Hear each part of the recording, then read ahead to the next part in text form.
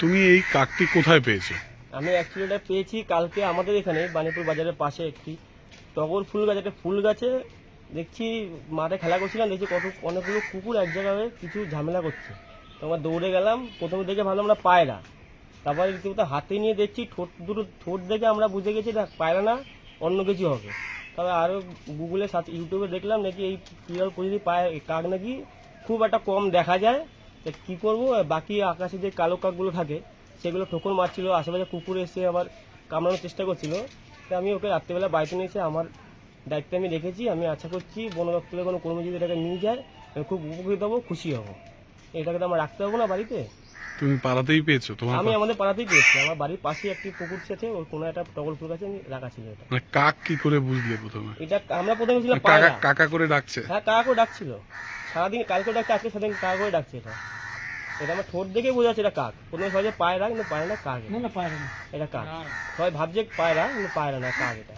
এমনি অন্যান্য কাকও দেখলাম তোমার বাড়িতে ঘুরে হ্যাঁ, গেছে, হ্যাঁ, মানে আমাদের একে একে দেখেই কিছু? দেখে এত কাক আমার বাড়ি আকাশে, এত কালো কাক। এটা ছেড়ে দিলে রীতিমতো একে রীতিমতো একে সবাই মিলে আক্রমণ করে এত মেরে ফেলতে পারতো। এর জন্যই আমি এটাকে এই দায়িত্বে রেখেছি, বন দপ্তরের কর্মীদের হাতে এটা তুলে দেবো।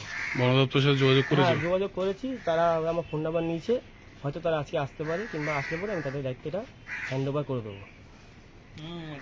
খেতে টেতে দিচ্ছ? হ্যাঁ, সকালে দিয়েছি ভাত, কালকে রাত্রে ভাত দিয়েছি, জল দিয়েছি, সকালবেলা উঠে আবার মুড়ি দিয়েছি, এখন আবার একটু মুড়ি দিলাম, জল দিলাম, খাচ্ছে। কাক জায়গায় তাদের খাচ্ছে। তুমি কি করো?